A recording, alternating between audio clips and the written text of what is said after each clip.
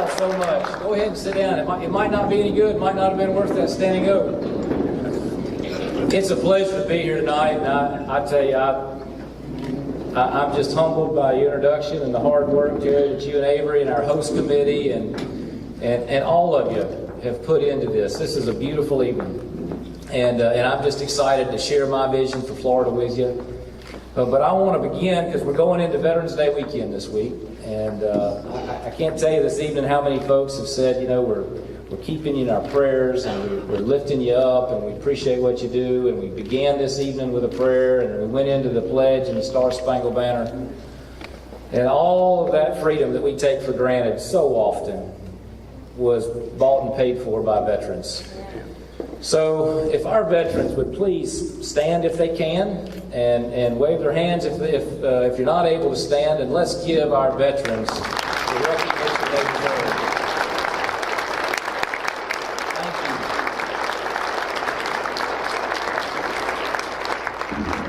you.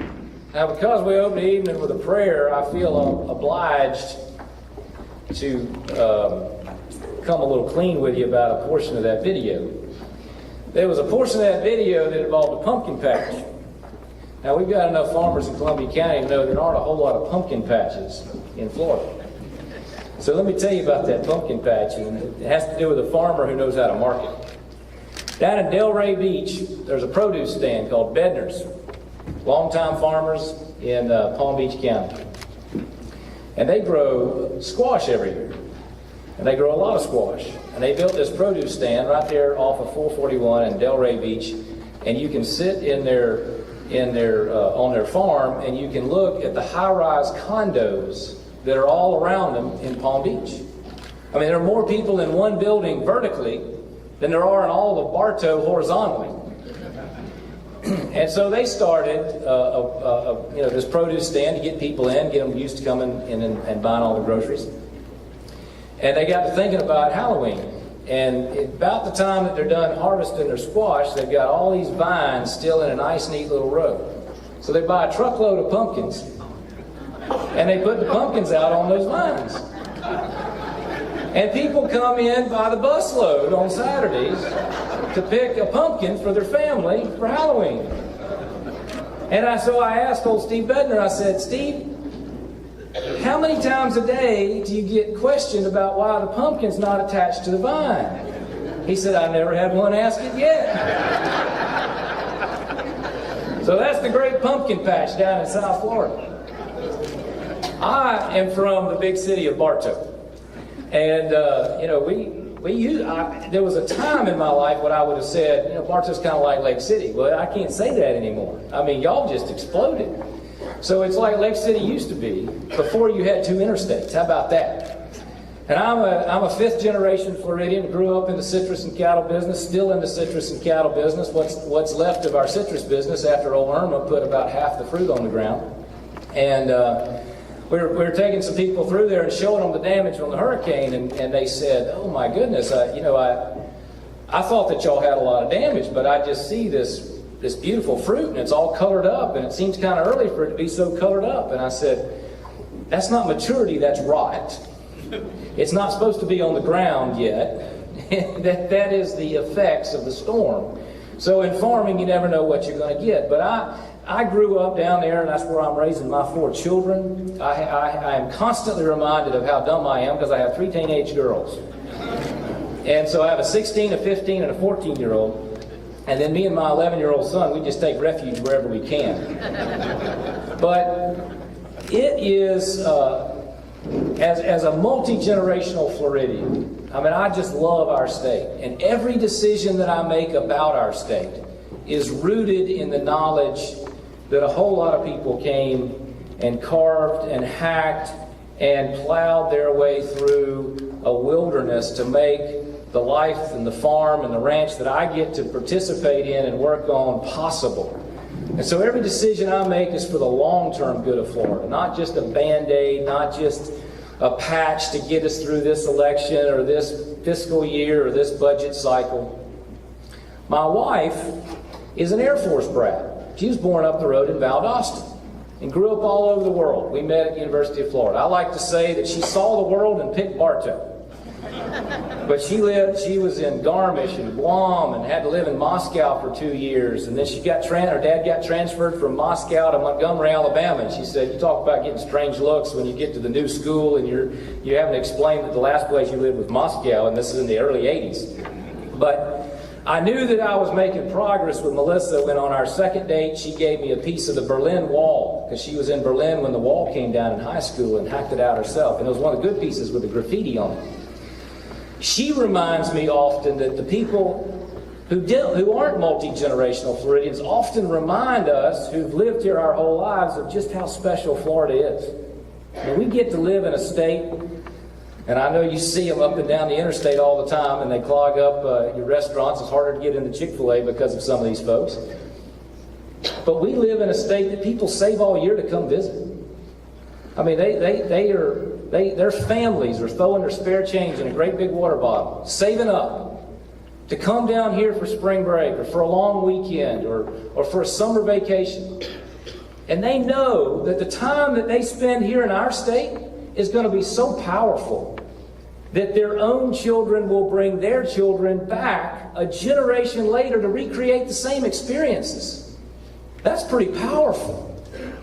And we know that we live in a state that people save for years to eventually get here.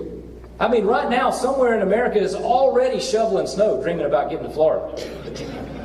I was 25 before I saw snow. But somebody somewhere is dreaming about being in our state, getting a place on the river, getting a place on the spring, getting a place on the Gulf or the Atlantic, being able to wear flip-flops in January, being able to play golf year-round. They view our state as a prize. They view Florida as a reward that they owe themselves for a life well lived someplace else. That's pretty special. That's our state. We get here year round. We get this is our home. I want Florida to be more than that. As proud as I am of the fact that we're a prize, that we're a dream, that we're a destination for people to make memories with their families for some defined period of time, I want Florida to be more than that. I think we ought to put Florida first and make Florida the launch pad for the American dream, so that we're not merely the prize for a life well lived someplace else. We're the destination for young people to stay here in our state, start their businesses here, grow their businesses here, put their kids in our schools, fish in our waters, sit in our traffic. Because that's a very different long-term view of what's right for Florida when you have that kind of mentality. And you know what? People say to me, they say, you're from Bartow, you talk funny. How are you going to win in South Florida? People in South Florida care about the same things people in Bartow care about. They care about the same things people in Columbia and Bradford and Hamilton and Dixie and Suwannee counties care about. We all want our kids to be able to stay in Florida, to find the kind of life, the kind of career, and raise the kind of families they want without having to leave the state. And that's what we can build together if we get it right. You care about that if you're from inner city Jacksonville, growing up on the north side. You don't want your children to have to leave the state to go to Charlotte or Atlanta to find good work. You care about that if you're from a rural community, in the Big Bend, in the Suwannee Valley, in the Glades. You want to be able to find their opportunities, to find their piece of the American dream right here in Florida and not have to leave the state. When I graduated from UF, a ton of my classmates left Florida. They said, this isn't for me. This isn't where I can find my potential. I'd have to go to Atlanta or Austin or Boston or New York or Charlotte. I don't want that kind of future for our state. I want our young people, our brightest, our best, to stay here and be a magnet for others. And here's how we do that. For a generation now, our school system has been implicitly and explicitly telling our kids that if you do anything other than go to a 4-year university, you're going to be a failure. I fundamentally disagree with that. Because I believe that when I look at all the job vacancies in Florida, and when I know the ways that we're going to rebuild our middle class, rebuild our rural communities, rebuild our cities, it's going to come from people who still believe in hard work, which is what built this country and keeps this country great. If we're going to have a strong economy, we have to make things, grow things, raise things, manufacture things, move things around. For a lot of people, I put it like this, and I know y'all weren't as impacted by the storm, but think about this. How many of you lost power during Irma? Quite a few. How many of you lost power for more than 3 days? More than 5? Anybody more than 6? I was 6. All right. So you can appreciate what I'm about to say. Have you ever been happier in your life to see anyone than the man that pulls into your neighborhood or your yard with a bucket truck to reconnect your air conditioning after a week without it? I mean, you'd do anything for him. I mean, if you had power, you'd bake him a cake. I mean, in Bartow, as people got their power back on, they would take all their leftover water bottles and Gatorades and everything else to the linemen to make sure they had their strength to keep getting the lights back on. In Lake Placid, Florida, in Highlands County, they got hammered, lost transmission lines. As people got their lights back on, they would stand in line at night to take the linemen's laundry home and do it up for them and get it back to them so they had fresh clothes the next morning.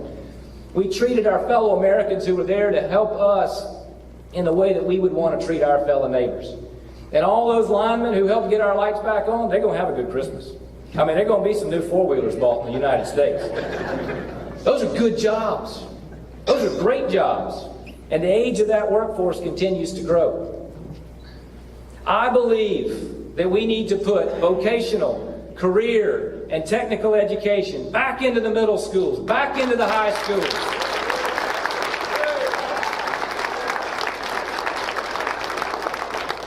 We've seen it at its finest in the FFA students. Look at these sharp young men and women. Looking great. Are they all going to be farmers? No. But they all have discipline, ambition, a work ethic, manners, a studious approach to getting things done. I'm not talking about it limiting to agriculture. I'm talking about all the trades. Craftsmen, welders, pipe fitters, heavy equipment operators. I'm talking about a modern day version of shop. I'm not talking about taking us back to the 1950s. The guy who works on your car at the Ford dealership has a toolbox and a laptop. This is about coding and robotics as well as working with your hands.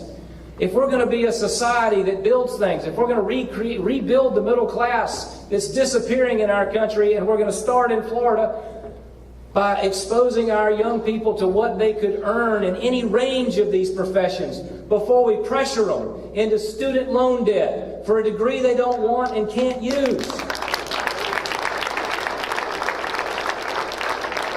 For the last several years, state colleges, community colleges like Gateway have gotten a sharp stick in the eye when they're producing triple the degrees that our state university system is.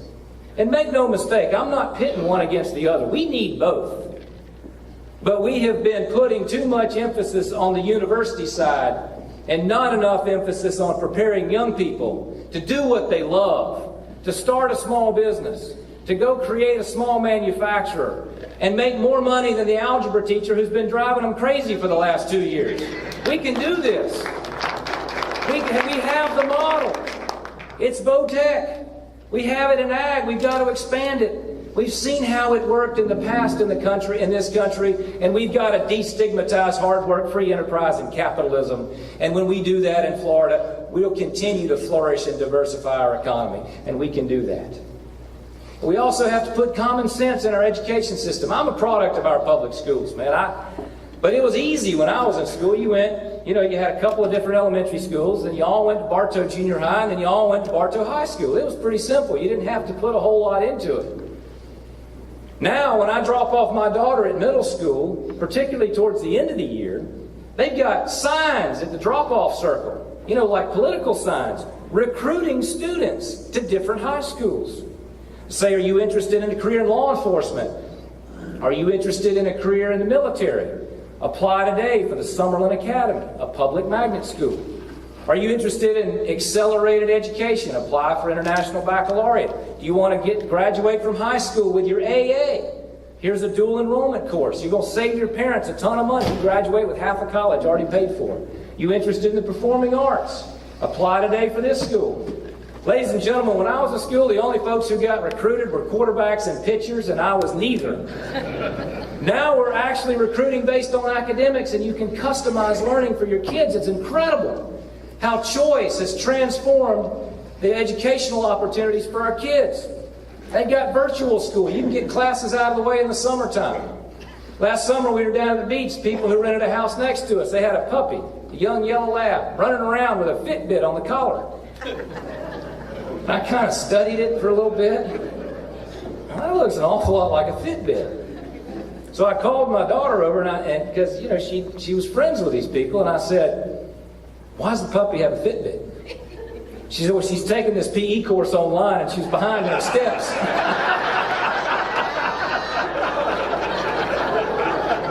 That girl's going to be all right. She's got to figure it out. But I also see some of the things that just make me scratch my head. Last year, my son was he was finishing up the 5th grade, and I came home one day and I said, "How was your day?" And he said, "It was fine. We had, today was a big day. We had Florida Rights, big test, end of the year." I said, "Well, what did you have to write about?" He said, "We had to write an essay. We had to read an essay, about an article about whether or not we ought to get rid of the penny." And I thought, well, that's an interesting topic. It's business, it's economics, it's reading comprehension. And he kind of lit up. He said, "Did you know that it costs more than 1 cent to make a penny?" And I knew, but I played along. I said, "No, I didn't know that." He said, "Yeah, it's kind of interesting." I said, "So what was the test?" And he said, "We had to write an essay. In our opinion, do we agree or disagree with getting rid of the penny?" Oh, it's a great topic. I didn't think any more about it. The next day, I was touring a school in a different community, and it was an elementary school. She was showing me their school garden and their lunchroom and all that. And I said, "I really appreciate you taking the time to show me your school. I know it's been a stressful week because y'all been testing." And the principal said, "How'd you know that?" And I said, "Well, I have a 5th grader. He told me all about it." And she sort of stopped in her tracks. We were walking down the sidewalk. And she said, "Well, what did he tell you?" Just like that. And I said, "What do you mean, what did he tell me?" I said, "How was your day?" He said, "It was fine. We had to take a test." I said, "What was the test on?" "It was on the penny." I said, "He loved it. It's a great topic." She said, "Mr. Putnam, he was not supposed to tell you that." I said, "What do you mean he's not supposed to tell me that?" I asked him how his day went. He told me what this big test was. It kind of determines whether he even gets promoted. She said, "No, sir. He signed something saying he wasn't going to talk about it." I gave him some nods. Am I right, teachers? She said, "He signed something saying that he's not going to talk about it." I said, "My son's 11. He barely remembers to bathe. I don't think he remembers that he signed something saying he wasn't going to talk about this essay." She said, "Man, I am serious. He could get in big trouble." And I went home and said something to him, and he said, "You told somebody that I told you what was on the test?" He said, "Daddy, I could get in big trouble for that." Ladies and gentlemen, that's crazy talk. And we're not going to have a rule or a policy or a law that stands between parents and the conversation of the child about the topic of the test. Look, it really does matter to our future how great our schools are. We've got to have great public schools. We want choices and options for parents. It matters to our competitiveness what our graduation rate is. It matters to our criminal justice system what our literacy rate is at the 3rd grade and the 5th grade. We need to invest in our schools. We need to support our teachers. We need to recruit them, retain them, and let them know that we love them and respect them. And we're glad that they're willing to do a job that you couldn't pay me enough money to spend all day in that classroom.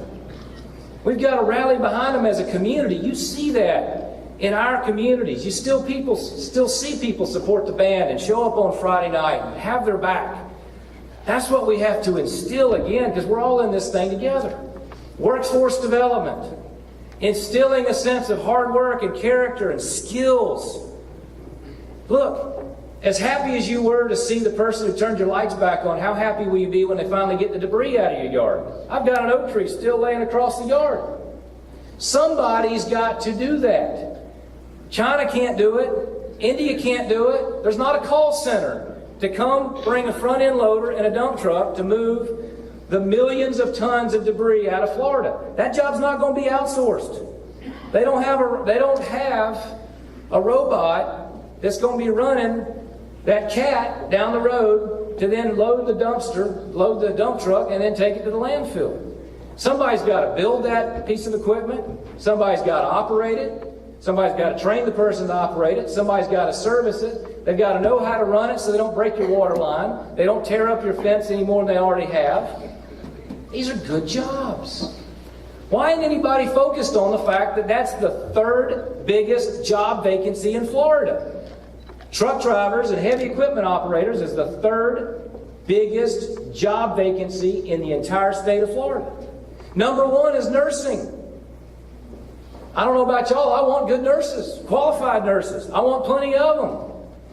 And the nurses that are going to fill those spots, they're not Gators, they're not Seminoles, they're not Bulls, they're not Knights. They're coming from Gateway. They're coming from our community colleges and our state colleges, because that nursing student didn't graduate from the high school last spring. That nursing student is 31 and balancing one or two jobs and trying to raise a couple of kids, and they need to move up the economic ladder, and schools like this is how they're going to do it. Close to home, flexible, working with their schedule, and affordable. And that's what we have to have more of if we're going to rebuild the middle class and help our state diversify its economy. It's not enough to trade paper on Wall Street. We need strong agriculture. We need a tourism industry that's strong. We need a home building industry that's strong. But as we learned in 2008, all of those things are subject to ups and downs. We want more manufacturing here. We want more logistics here. They're building the next generation of Coast Guard cutters in Panama City. They can't find enough people. They're building satellites on the Space Coast. Can't find enough people.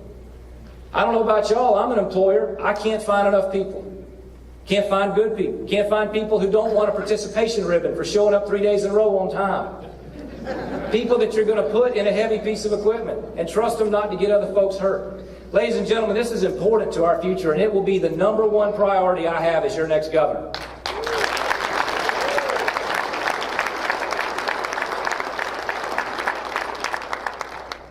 We all learned several years ago the impact that public safety has on tourism. Remember several years ago, it's been a little while now, when 2 German tourists were killed at a rest stop. Killed the tourism industry in Florida. Don't think that public safety doesn't matter to everything else. People aren't going to move here if they don't feel safe. You're not going to let your kids go to school if you don't think that they're safe. And we live in a dangerous world, because, ladies and gentlemen, when a Baptist church in a small town in Texas is no longer safe, there's some evil operating in our midst. And that's why we thank the good Lord for men and women in uniform. Men and women in the military, and men and women who keep us safe right here at home. Our law enforcement officers, first responders. We've got a number of sheriffs here tonight, and we're grateful for what they do. There's no draft. Nobody forces them to do it. The men and women who run into a situation everybody else is running away from do it because they love serving us more than they're worried about themselves. And we'll have their back. I will have their back as governor, just like Florida will have their back. We don't take a knee. We don't criticize the men and women who are willing to do things that other people aren't willing to do. We'll make sure that there's plenty of room at the end in the correction system. We'll make sure that we respect the men and women in the correction system who are standing between the worst of the worst and all of us. The men and women who kiss their spouses goodbye and go out on a shift and know that there's no such thing as an ordinary day. No such thing as a normal shift. You have no idea what's going to happen on any given day, and they're there for us. And we will be there for them. We will make Florida the most veteran, law enforcement, and first responder friendly state in the nation together. And we're already doing it. As Commissioner of Agriculture, we created a program with the Florida Forest Service, and it actually had started before I ever even got there. We just put it on steroids. It's called Operation Outdoor Freedom. Operation Outdoor Freedom brings wounded veterans and gives them opportunities on our public lands, our state forests, places that hadn't been opened up in decades. We connect them with private landowners, and we give them an opportunity to hunt, fish, get outdoors. We thought we were doing something nice for them, to let them go catch a big fish, go shoot a big buck. Man, it has nothing. It is so not about that anymore. It's therapy. For them to be around that fire, to share stories with their comrades. We've had a man who's blind and he's missing a leg kill an alligator. Blind, because his buddy had his back. And he laid down and he tapped his back to line up that sight. And when he shot it, he wanted the alligator laid over his lap because he wanted to feel it for the picture that we were taking, that we were going to send his family. His claim to fame, he tells us on himself, this is me, he says about himself, I was in the worst shape of anybody in the Persian Gulf who lived. He's a Floridian, and we take care of it. 2 weeks ago, we hosted 11 Congressional Medal of Honor recipients for an alligator hunt in Central Florida. It's incredible. You know, the majority of those 11 Congressional Medal of Honor recipients, after they were awarded the Medal of Honor, you don't win it, it's not the lottery, they earned it. They re-enlisted. That's who Americans are. Those are the people who are out there for us. But folks, I've got to say this. Not everybody thinks like that. And the inertia of a big, diverse state like Florida is to be more like New York and California and Illinois than it is to be like where we are right now. Those states, they have squandered the opportunity that they have. They've invested in bloated bureaucracy. They raise taxes on everything there is. I mean, Bill de Blasio ought to be on the state of Florida's payroll for all the people that he's driving to Florida because he keeps raising taxes on them. They don't have it down right. They don't roll out the welcome mat for business.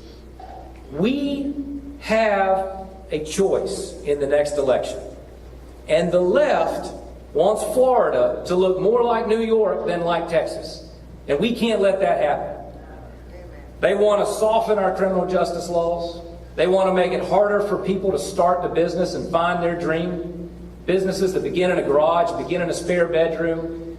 There's going to be some kid out there right now, right in Florida, who borrows his uncle's dump truck and goes to the local banker and gets enough money to buy a used piece of equipment and goes and starts a debris removal business because it's going so slow. And in 5 years, he'll have 10 employees. And in 10 years, he'll have 50 employees.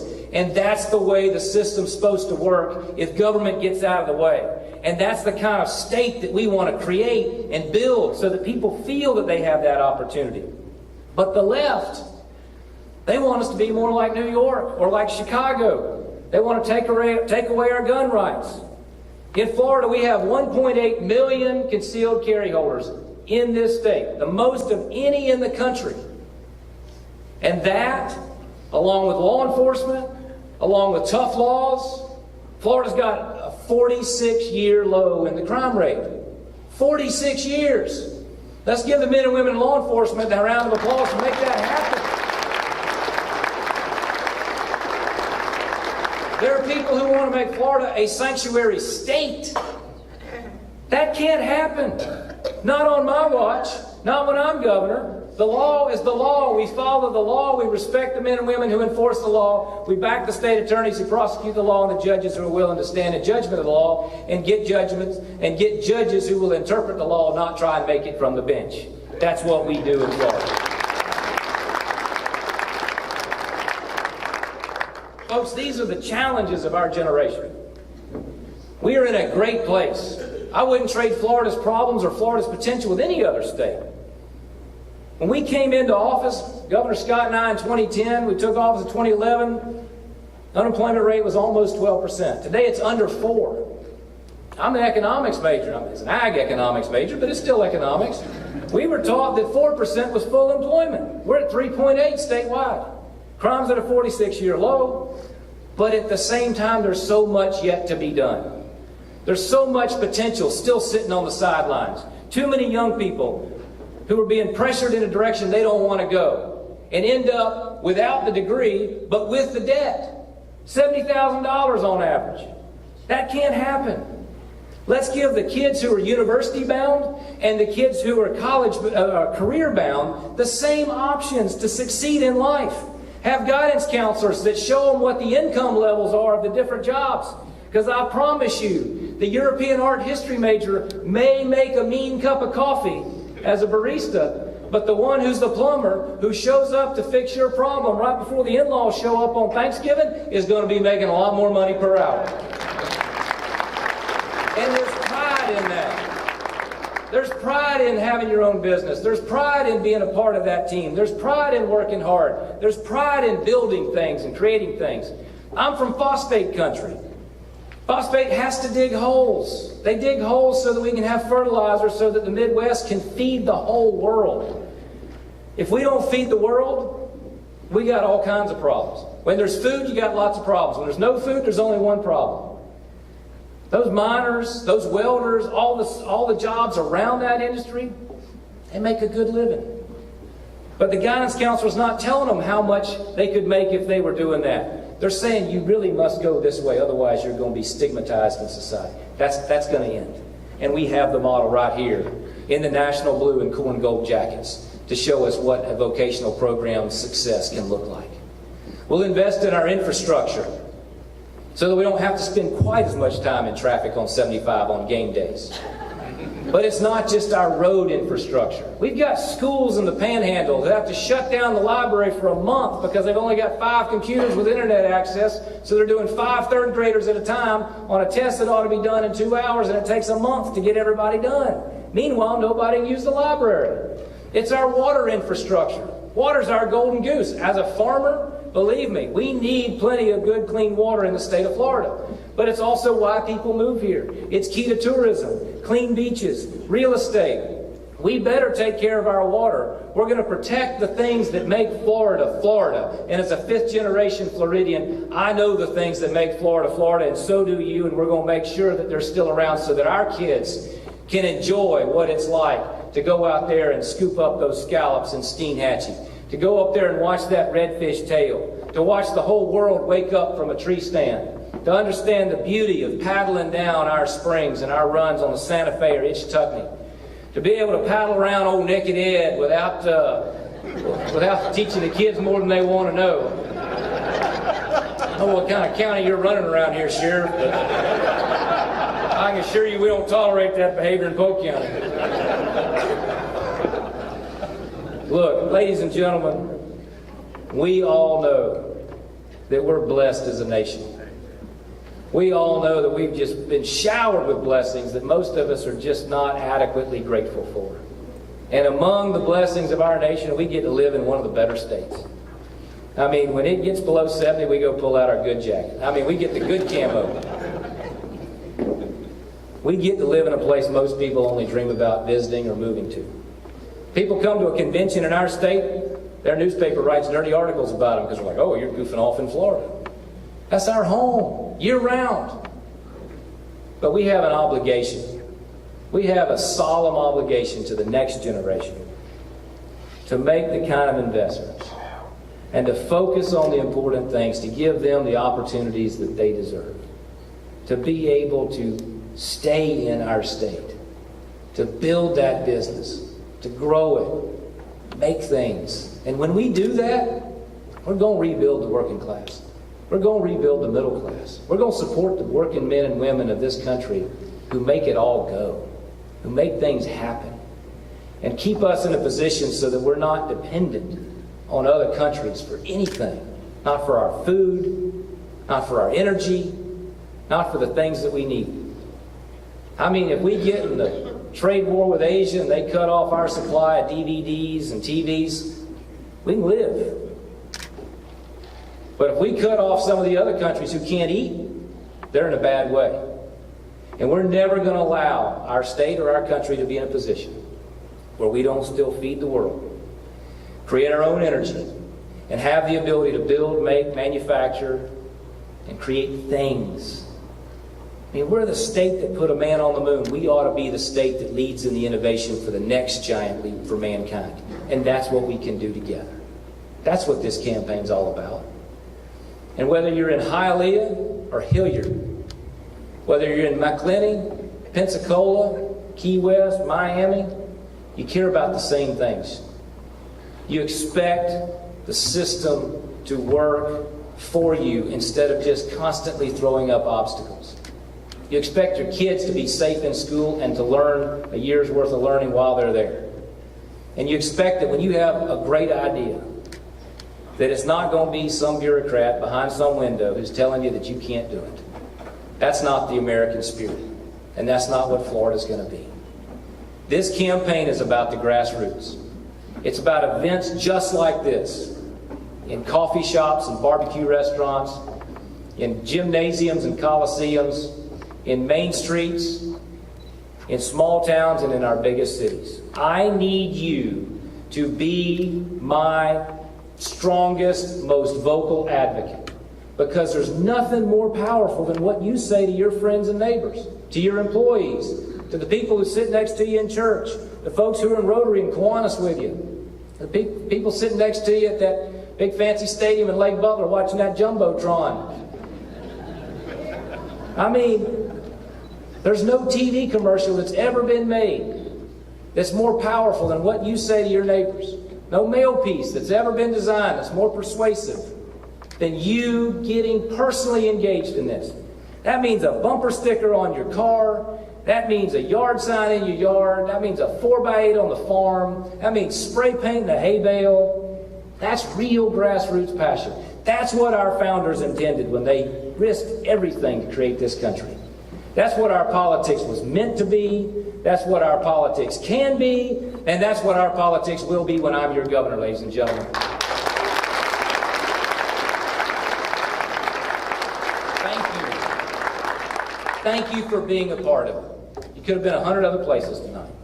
Homework night, got a lot going on, you're tired, it's been a busy day, any number of reasons not to be here. Thank you for caring enough to be here. This is a full contact participation sport. If we sit on the sidelines, somebody's going to fill that void. I want you on the field. I want you on my team. And I want all of us to build a stronger, better Florida. God bless each and every one of you. God bless the great Florida. Thank you, guys.